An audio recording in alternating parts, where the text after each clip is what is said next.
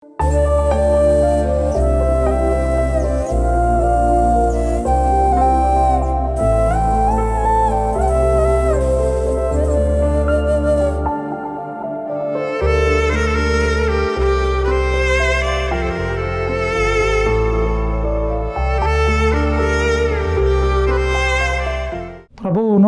మన రక్షకుడును అయిన యేసుక్రీస్తు ప్రభుల వారి శ్రేష్ఠ నామాన్న మీ అందరికీ శుభములు వందనాలు తెలియపరుస్తున్నాను.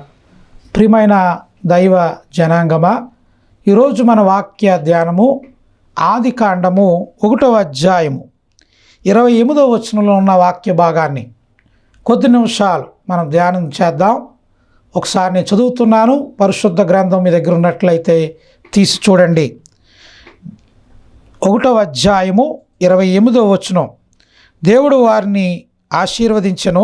ఎట్లనగా, మీరు ఫలించి అభివృద్ధి పొంది విస్తరించి భూమిని నిండించి దాన్ని లోపరుచుకొనుడి.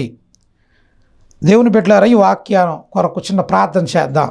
మహాపరిశుద్ధుడు అయిన తండ్రి, మహిమ కలిగిన దేవానికి వందనాలు. వాక్యము నీది, నేను నీ వాడను తండ్రి.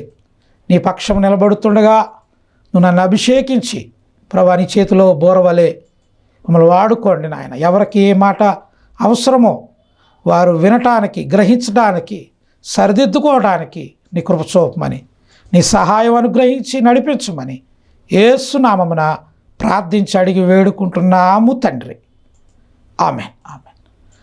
ప్రియమైన దేవుని బిడ్డలారా, ఆదికాండము ఈ 1వ అధ్యాయము 28వ వచనం మనం అనేక సార్లు చదువుంటాం కదా, అనేక సార్లు వినుంటాం. దేవుడు మొట్టమొదటగా మానవుని చేసినప్పుడు దేవుడు పలికిన మాటలు ఇవి. దేవుడు ఇదిగో భూమి మీదనున్న, చూడండి, దేవుడు మనుషులను దేవుడు ఏ విధంగా ఆశీర్వదించాడో ఇక్కడ రాయబడి ఉంది. దేవుడు వారిని ఆశీర్వదించెను. ఎట్లనగా, మీరు ఫలించి అభివృద్ధి పొంది విస్తరించి భూమిని నిండించి దాన్ని లోపరుచుకొనుడి అని చెప్పాడు. అంటే దేవుడు ఫలించమని చెప్తున్నాడు. మనం ఫలించాలని దేవుడు కోరుతున్నాడు. మనం ఆశీర్వదించబడాలని దేవుడు కోరుతున్నాడు. ఈ నూతన సంవత్సరంలో దేవుడు నీ నుండి, దేవుడు ఆయన ఏం కోరుకుంటున్నాడో తెలుసా? నిన్ను బట్టి అంటే నీవు ఫలించేవానిగా ఉండాలి, నీవు అభివృద్ధి పొందినవాడిగా ఉండాలి, నీవు విస్తరించబడాలి, నీవు ఆశీర్వాదమును పొందుకునేవాడిగా ఉండాలి. దేవుడి నూతన సంవత్సరములో దేవుడు మీరు ఆశీర్వాదానికి పొందుకునేవారిగా మీరు ఉండాలని దేవుడు ఆకాంక్షిస్తూ ఉన్నాడు. దేవుని బిడ్డలారా, ఇక్కడ ఫలించు అనే మాట మనం ఎక్కువ ఎక్కడ వింటాం అంటే, ఒక చెట్టునో మొక్కనో మనం తీసుకున్నప్పుడు అవి ఫలించాలని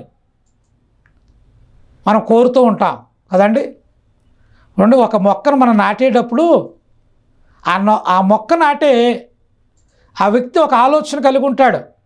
ఈ మొక్క త్వరగా ఎదిగి ఇది ఫలించాలనే ఆలోచన కలిగి ఉంటాడు. మొక్క వృక్షం అవ్వాలని, వృక్షము ఫలించాలని, ఆ ఫలాన్ని చూసి ఆనందించాలని ఆ మొక్క వేసేవాడు ఆలోచన కలిగి ఉంటాడు కదా అండి. ఉంటాడా లేదా? అలాగే దేవుడు ఈ లోకంలో నీకు ఇట్టి జీవితాన్ని దేవుడిచ్చాడు. నీవు కూడా ఫలించడం అంటే అర్థమేంటో తెలుసా? నీవు ఆశీర్వదించబడటం, నువ్వు విస్తరించబడటం, నీవు సమృద్ధి కలిగి ఉండటం. ఇది దేవుడు నీ యొద్ద నుండి కూడా నువ్వు కూడా అలాగుండాలనే సమృద్ధితోనూ సంతోషముతోనూ, చూడండి, అభివృద్ధి పొందాలని దేవుడు కోరుతున్నాడు.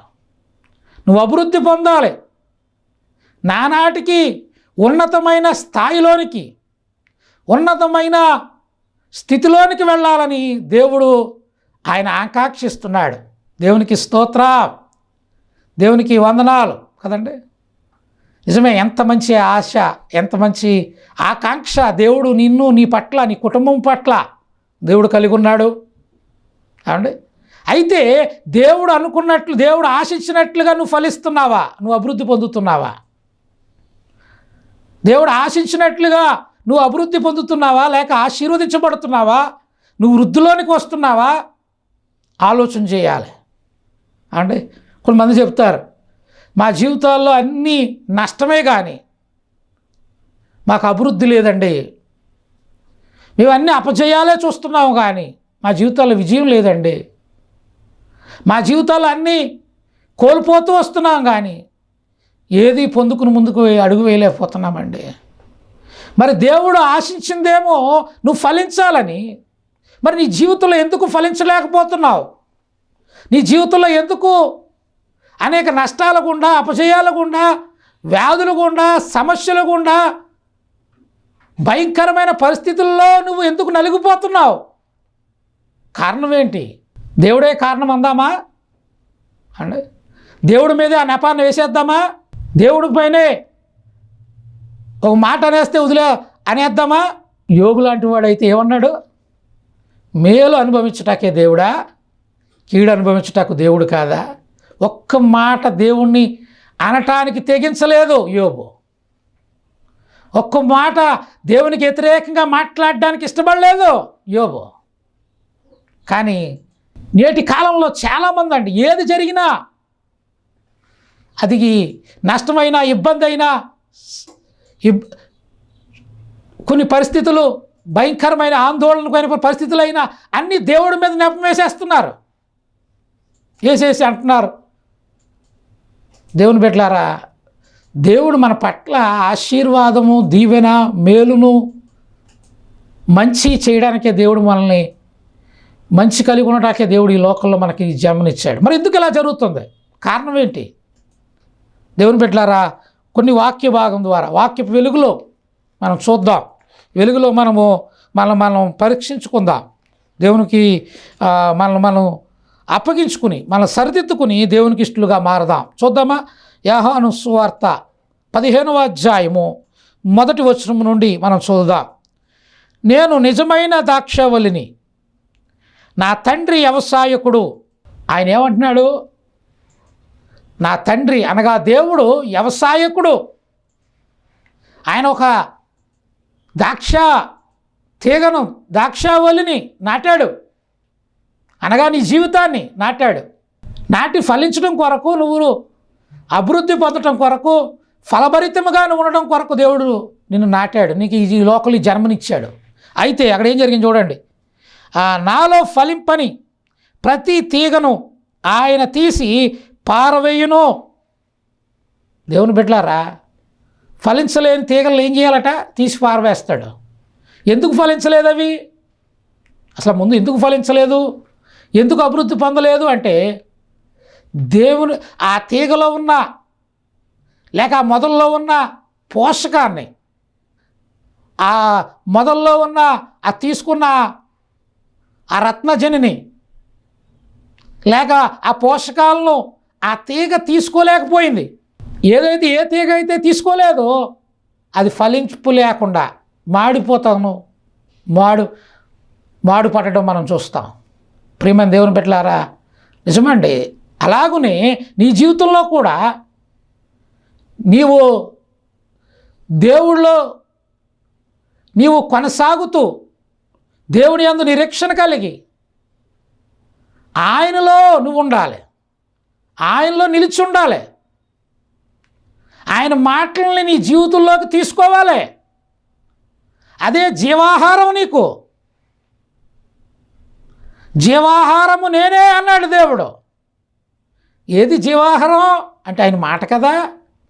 మరి ఆ మాటల్ని నీ జీవితంలోకి తీసుకుని నువ్వు అడుగు ముందుకు వేసినప్పుడు, ఆ మాటలను నువ్వు నెరవేర్చినప్పుడు, ఆ వాగ్దానములను నువ్వు నీ జీవితంలోనికి ఆహ్వానించినప్పుడు, దేవుని మాట ప్రకారం నీ జీవితాన్ని మలుచుకున్నప్పుడు, దేవునికి వాక్యానికి బద్ధుడు అయిన ఉన్నప్పుడు నువ్వు ఫలిస్తావు, నువ్వు ఆశీర్వదించబడతావు, నువ్వు దీవించబడతావు, నువ్వు ఫలాన్ని పొందుకోగలవు. కానీ ఆ తీగలో, ఆ మొదల్లో ఉన్న ఆ బలాన్ని తీసుకోలేకపోతున్నావు అంటే దేవుని మాట నువ్వు చెవును పెట్టలేదు, హృదయమును గ్రహించట్లేదు. ఆయన మాటను బట్టి, ఆయన మాట మనకి దిక్చూచి మనల్ని సరైన మార్గంలో నడిపేది.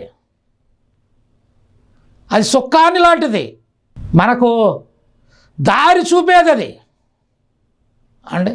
అటువంటి దేవుని మాటను పక్కన పెడుతున్నావు కాబట్టే, మాట ప్రకారం నీ జీవితాన్ని మలుచుకోలేకపోతున్నావు కాబట్టి నీ జీవితంలో ఫలము లేదు, నీ జీవితంలో అభివృద్ధి లేదు, నీ జీవితంలో ఆశీర్వాదము లేదు, నీ జీవితంలో మేలైన దాన్ని నువ్వు పొందలేకపోతున్నావు.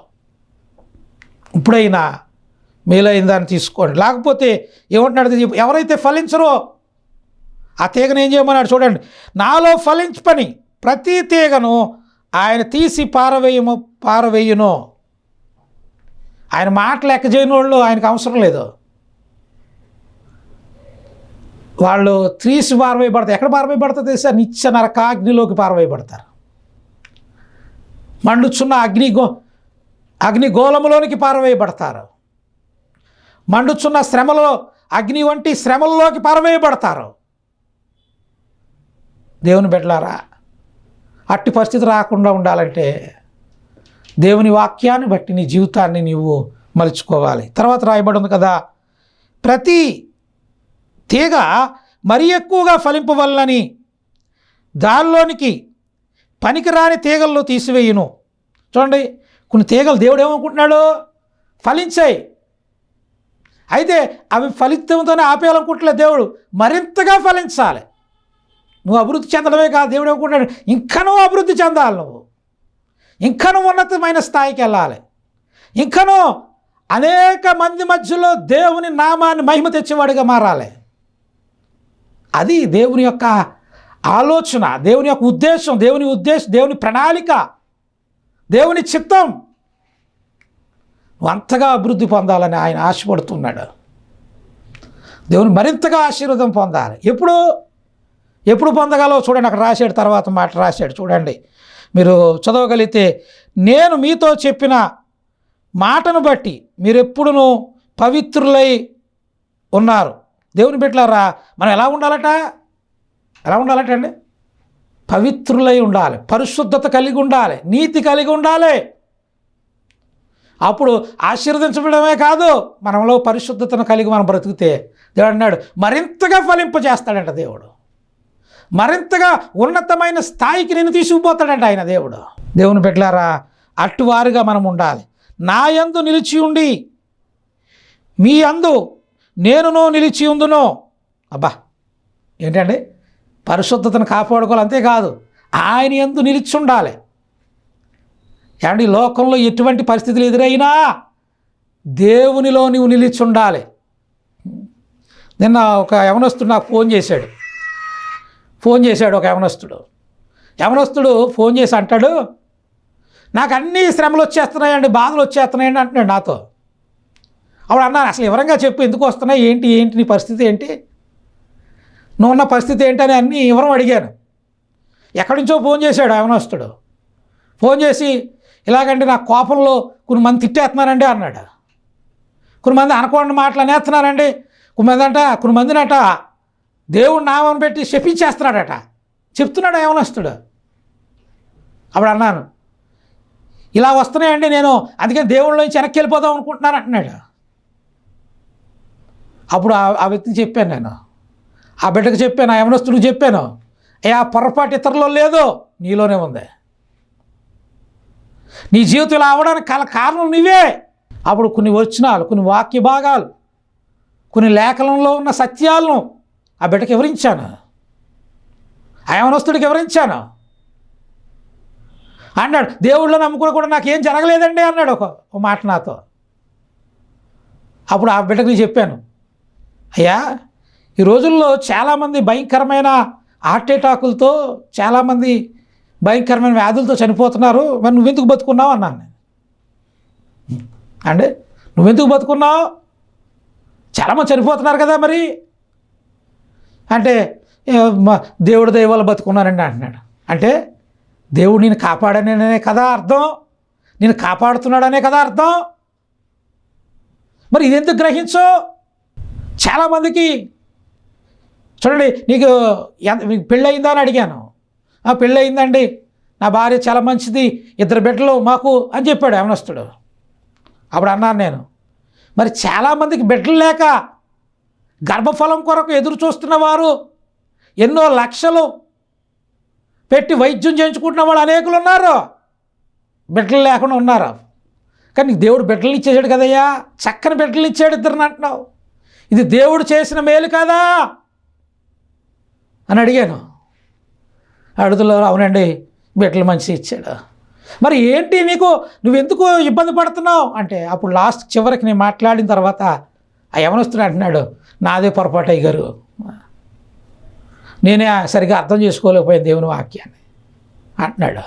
ప్రియమైన దేవుని బిడ్డలారా, ఈ వాక్యం ద్వారా చెప్తున్నాను, ఆయన యందు నిలుచుండు, ఆయన్ని వాక్యంలో ఉన్న లోతును అర్థం చేసుకో, వాక్యములో ఉన్న భావాన్ని, వాక్యములో ఉన్న గొప్పతనాన్ని, సత్యాన్ని గ్రహించు, ఆయనలో నిల్చుండు. శ్రమ వచ్చిందని విడిచిపెట్టడం, చిన్న బాధ వచ్చిందని విడిచిపెట్టేయడం అంటే, ఈ లోకంలో నేను చెప్తాను అంటే, ఈ లోకంలో బ్రతికిన కాలంలో శ్రమలు వస్తాయి. మీరు నమ్మిన ఈ మాట నేను చెప్తున్నాను. చాలామంది మీకు రావు అని చెప్పి వాళ్ళు ఎక్కువ మంది ఉండవచ్చు. నేను చెప్తున్నాను, ఈ లోకంలో బ్రతుకుతున్నప్పుడు మనకు శ్రమలు ఎదురవుతాయి. అయితే ఆ శ్రమల్లో నుంచి కూడా దేవుడు మనల్ని చేయి పట్టుకుని నడిపించే దేవుడు మన పక్షాన ఉన్నాడు. దేవునికి స్తోత్రం. మన పక్షాన ఉన్నాడండి. కానీ కొంతమంది శ్రమలు రాగానే దేవుడిని విడిచిపెట్టేస్తున్నారు. ఒక ఆయన అంటున్నాడు, మాకు ఏమీ కలగలేదండి దేవుడిని నమ్ముకున్న తర్వాత అన్నాడు ఒక ఆయన అన్నాడు. అంటే శ్రమల యందు, ఇక్కడ బైబిల్లో రాస్తుంది కదా, దేవుడు చెప్తున్నాడు కదా, ఎంత స్పష్టంగా దేవుడు మాట్లాడుతున్నాడు వాక్యం ద్వారా. చూడండి, వాక్యంలో ఎంత భావాన్ని లేండి లోతైన సత్యాన్ని దాగి ఉంచాడో చూడండి, మనకి తేటపరిచాడో చూడండి. ఎంత చక్కగా చెప్తున్నాడు, నా యందు నిలిచి ఉండాలి. ఎవరి యందు? ఆయన యందు నిలిచి ఉండాలి. మీకు ఎప్పుడైనా చెప్తున్నా చూడండి, ద్రాక్షావల్లి ఉంది, ఒక తీగ ఉంది, ఆ మొదలులోంచి ఆ తీగ ఆ మొదలుతో కనెక్టింగ్ ఉన్నంత వరకు ఎక్కడున్నా ఎంత దూరం వెళ్ళినా ఫలితుంది అంటే, ఫలితుందా లేదా? కానీ ఆ తీగ ఒకసారి చూడండి, ఆ మొదల్లోంచి వేరుగా తెంపేశాం, అది ఫలిస్తుందండి? ఆయనకి వేరుగా ఉండి, ఆయనకి వ్యతిరేకంగా నువ్వేమీ సాధించలేవని దేవుని వాక్యం చెప్తూ ఉంది. దేవుని బిడ్డలారా, ఇది గ్రహించక కొంతమంది ఆయనలో నిలిచుండకుండా, ఏమంటే ఏ శ్రమలు వచ్చినా, ఇబ్బందులు వచ్చినా మనం నిలిచి ఉండాలండి దేవుళ్ళలో. మీకు ఒక ఉదాహరణ చెప్తాను ఇందులో. ఇక్కడ ఏమిటో తెలుసా, శ్రమలు వచ్చినప్పుడు కుటుంబంలో మీ తల్లిదండ్రులు పెంచిన వాళ్ళు, నీ కుటుంబం ఉంటుంది కదా, శ్రమలు వచ్చాయి అని చెప్పి తాను బిడ్డల్ని రోడ్డు పైన వదిలేస్తుందా ఏ తల్లి అయినా? ఇబ్బందులు వచ్చాయని చెప్పి ఏ బిడ్డైనా, ఎవరైనా తన బిడ్డలను వదిలేసుకుంటారా? వదులుకోరే అండి. శ్రమలున్నా, బాధలున్నా తన బిడ్డలను అలాగునే అండి వారితో ఆ శ్రమలన్నిటిలో నుంచి కూడా తన బిడ్డలను పోషించుకుంటూ, ఆ శ్రమల్లో కూడా తన బిడ్డలను కలిగి తను ముందుకు అడిగేస్తుంది కదా. మరి చిన్న శ్రమలు వచ్చాయని చెప్పి నీకు ఈ జీవితాన్ని ఇచ్చిన దేవుని విడిచిపెట్టడం ఏంటయ్యా? ఇది ఎంత అవివేకం అంటే. వాక్యం ఎరిగిన, సత్యాన్ని ఎరిగిన వారు దేవునికి దూరంగా ఎప్పుడు వెళ్ళరండి. వాక్యము పూర్తిగా అవగాహన చేసుకున్నవారు దేవునితో పెనవేయబడిన సంబంధాన్ని, పెనవేయమైన అనుభవాన్ని కలిగి ఉంటారండి దేవుడితో. నువ్వు అలాగున్నావా? లేక నాకు శ్రమలు వచ్చేస్తున్నాయి, బాధలు వచ్చేస్తున్నాయి నేను అంటాను. యేసు ప్రభువుని ఈ లోకంలో ఈ లోకంలో ఏయో కలుగుతాయనో, ఏయో కలిసి వస్తాయనో దేవుడిని నమ్మితే అది మనకి మేలు కాదు. నేను అంటాను, యేసుని నమ్ముకుంటే నేను అంటాను, మేలుకు మేలు, ఆయన మేలు చేయవాడే, ఏమండి ఈ లోకంలో మేలు కలుగుతాయి, ఒకవేళ కలగకపోయినా నువ్వు దేవుళ్ళు నిలిచి ఉండాలి. ఎందుకో తెలుసా? ఎందుకు నిలిచి ఉండాలండి? ఏం కలగకపోయినా ఎందుకు ఉండాలంటే, నిన్ను నీ పాపపు యూబులో నుండి నిన్ను విడిపించగలిగిన వాడు, నీలో ఉన్న పాపాన్ని తీసివేసి నిన్ను పరిశుద్ధులుగా మార్చగలిగిన వాడు, నిన్ను దేవుని రాజ్యానికి వారసులుగా నిన్ను మార్చగలిగిన వాడు దేవుడు అక్కడే. ఆయన బట్టి నీకు ఇవ్వబడిన రక్షణ బట్టి, పాప క్షమాపణ బట్టి నువ్వు ఆయనలో నిలిచి ఉండాలి. మన ఆలోచన, మన తలంపు ఈ లోకపరమైనవి కాదు. మన గమ్యము, గురి దేవుని రాజ్యంలో నిలిచి ఉండాలి. మనం ఒక రోజున ఆయన రాకడలో మనం ఎత్తబడిన వారుగా, ఆయన పరిశుద్ధులు సంఘము ఎత్తబడుతుందని దేవుని వాక్యం ఉంది. అందులో నీవు నేను ఉండాలి. అది మన గోరి, అది మన గురి, గమ్యం. కానీ శ్రమలు వచ్చాయని, ఇబ్బందులు వచ్చాయని దేవుళ్ళు తొలగిపోతున్నావు, ప్రార్థన చేయడం మానేసావు, చర్చికి వెళ్ళడం మానేసావు. నేనంటారు దేవునికి దూరం అవుతున్నామంటే, ఎన్నోసార్లు చెప్పాను మీకు, దేవునికి దూరమై మనం వెనక్కి వెళ్తున్నామంటే నాశనానికి దగ్గర అవుతున్నామని అర్థం, పతనానికి దగ్గర అవుతున్నామని అర్థం, సాతాను ఉరిలో చిక్కుకుంటున్నామని అర్థం. అది నువ్వు గ్రహించాలి. గ్రహించకుండా, దేవుళ్ళో నిలిచి ఉండకుండా, నువ్వు ఫలించాలంటే, నువ్వు అభివృద్ధి పొందాలంటే నేనంటాను దేవుళ్ళో నిలిచి ఉండాలి. యోబులాగా అండి. దానియేలు వలె శ్రమల్లో కూడా రాజు చెప్పాడు, ఒక ఆజ్ఞను ప్రకటించాడు. ఎవరైతే అది మేరతారో వాళ్ళని తీసుకొచ్చి ఆ సింహాల బోనులో ఇవ్వమని చెప్పాడు. అప్పుడు కూడా శ్రమ లాంటి కాలం వచ్చినప్పుడు కూడా దానియేలు నిలబడ్డాడు, దేవుళ్ళలో నిలుచున్నాడు. ముమ్మారు యెరూషలేము తలుపులు తెరిచి ముమ్మారు ప్రార్థన చేశాడు.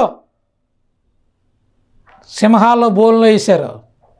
శ్రమలు వచ్చాయి. మనమైతే ఏమంటాం అండి? మీరైతే ఏమంటారు? ఇప్పుడు దానియేలు శ్రమ వచ్చింది కాబట్టి, ఇగో నన్ను కాపాడండి బాబు, నేను ఎవరికి ప్రార్థన చేయను, రాజుగారు మీ మాట వింటామంటామేమో మనమైతే, మీరైతే. కానీ దానియేలు అలా శ్రమలు వచ్చినప్పుడు కూడా నిలబడ్డాడు అక్కడ. సింహాల బోన్లో వేశారు, కానీ దేవుడు సింహాల నోళ్ళ మూయించాడు. దేవునికి స్తోత్రం. సింహాల నోళ్ళు మూయించి దానియేలుని కాపాడినవాడు దేవుడు. నువ్వు నిలిచి ఉంటే, దేవునిలో నిలకడ కలిగి ఉంటే, స్థిరత్వాన్ని కలిగి ఉంటే, విశ్వాసములో స్థిరులుగాను ఉంటే, నీ పట్ల కూడా దేవుడు గొప్ప కార్యాలు చేస్తాడు. షద్రకు, మేషకు, అబేద్నెగోలు మనం తెలుసు. వాళ్ళు భయపడలేదు. వాళ్ళు అగ్నిగుండంలో వేసినప్పుడు భయపడలేదా?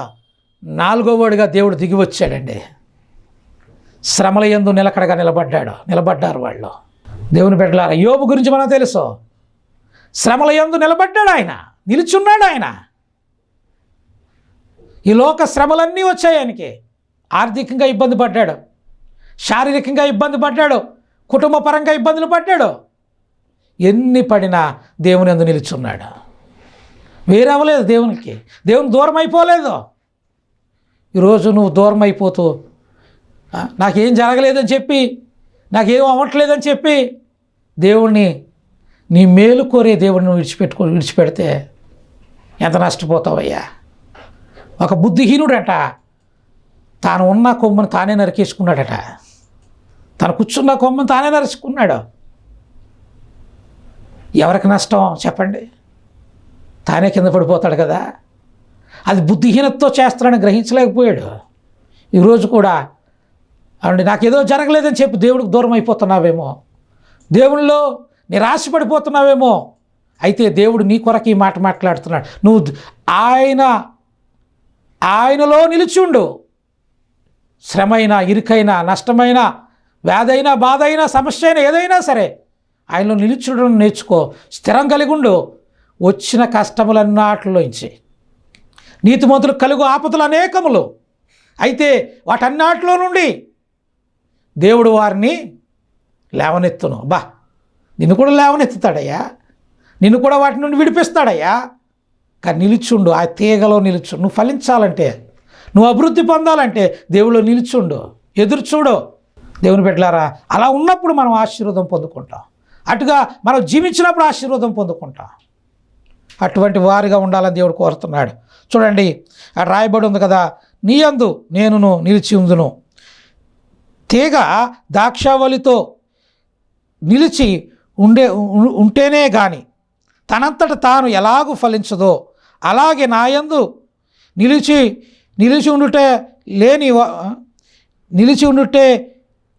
ఉండుటేనే కానీ మీరు ఫలింపరు. నిలిచి ఉండుటే కానీ మీరు ఫలింపరు అంటే దేవుళ్ళు నిలిచి ఉంటే మీరు ఫలిస్తారు. దేవుడు స్పష్టంగా చెప్తున్నాడండి, మనం ఫలించాలని, ఆయనలో నిలిచి ఉండాలి. ఇందాక చెప్పి పవిత్రులుగా పరిశుద్ధత కలిగి జీవించాలి. మనం ఆయనలో ఫలించాలంటే దేవుని బిడ్డలారా, అవును, ఆయనతో మనము సత్సంబంధాన్ని కలిగి ఉండాలి. అంటే దేవునితో సత్సంబంధం మనం కలిగి ఉంటే పాపాన్ని జయించగలవు. అంతేకాదు నువ్వు ఫలించగలవు, అభివృద్ధి పొందగలవు, దేవుని దీవెనలను పొందుకోగలవు. ప్రియమైన దేవుని బిడ్డలారా, ఈ వాక్యం ద్వారా మీకు తెలియపరుస్తున్నాను, నువ్వు ఫలించేవాడుగా ఉండాలి, నువ్వు అభివృద్ధి పొందేవాడుగా ఉండాలని దేవుడు ఈ సంవత్సరం నీ పట్ల ఆశ కలిగి ఉన్నాడు. అయితే నువ్వు ఆయనలో నిల్చుంటే ఆయన ఈ సంవత్సరం నిన్ను ఫలింపజేయబోతున్నాడు, నిన్ను అభివృద్ధి పరచబోతున్నాడు, నిన్ను విస్తరింపజేయబోతున్నాడు, నీ కుటుంబంలో కొదువులన్నీ తీర్చబోతున్నాడు. ఆయనలో నిల్చుంటే, ఆయన మాట వింటే, ఆయన మాటలో ఉన్న సత్యాన్ని నువ్వు అన్వయించుకోగలిగితే, నీ జీవితంలోకి దాన్ని పాటించగలిగితే, దేవుడు ఈ వాగ్దానంతో కూడిన ఈ మాటలు నీ జీవితంలో నెరవేర్చబోతున్నాడు. అట్టి కృప దేవుడు మీకు అనుగ్రహించునుగాక. ఆమేన్. ప్రార్థన చేసుకుందాం. కళ్ళు మూయండి, ప్రార్థన చేద్దాం. మహాపరిశుద్ధుడు అయిన తండ్రి, మహిమ కలిగిన దేవానికి వందనాలు. వాక్యము నీది, నేను నీ వాడను. ప్రభువా, అవరయ్య నువ్వు మాట్లాడేవని నమ్ముతున్నాను. ఎవరైతే ఫలించలేని జీవితాలు, ఆశీర్వాదం లేని జీవితాలు, అభివృద్ధి లేని జీవితాలతో బాధపడుతున్నారో వారి హృదయాలు మార్చండి, వారి జీవితాలను మార్చండి, వారి స్థితిగతులను మార్చండి. ఇప్పుడు యేసు నామమున ప్రభువా, వారికున్న సమస్యలన్నీ తొలగునుపోవుగాక. గొప్ప విడుదల వారు కలుగునుగాక, గొప్ప స్వస్థత వారు కలుగునుగాక. ప్రభువా, గొప్ప కార్యం వారి పట్ల మీరు జరిగించమని యేసు నామమున ప్రార్థించి అడిగి వేడుకుంటున్నాము తండ్రి. ఆమేన్. ఈ వాక్యము మిమ్మల్ని బలపరిచేదిగా, మిమ్మల్ని ప్రోత్సహించేదిగా ఈ వాక్యం మీకు ఉన్నట్లయితే తప్పకుండా మీరు మాకు ఒక ఫోన్ కాల్ చేయండి. మీకు ఏ అవసరత ఉన్నా, మీరు ఏ బాధలో, ఇబ్బందుల్లో, సమస్యల్లో, రుగ్మతల్లో ఉన్నా మీ కొరకు ప్రార్థించడానికి మేము సిద్ధంగా ఉన్నాం. మీకోసం తప్పకుండా ప్రార్థన చేస్తాం. మీరు బాగుండాలని దేవుని సన్నిధిలో మీ పక్షముగా దేవునిలో విజ్ఞాపన చేయడానికి మేము సిద్ధంగా ఉన్నాం. కానీ తప్పకుండా ఒక్క చిన్న ఫోన్ కాల్, అది పని అనుకోవద్దు, ఇది కష్టం అనుకోవద్దు, చిన్న ఫోన్ కాల్ చేసి మీరు ఈ వాక్యం ద్వారా బలపడితే తప్పకుండా మాకు తెలియపరచండి. దేవుడు మిమ్మల్ని ఆశీర్వదించునుగాక. ఆమేన్.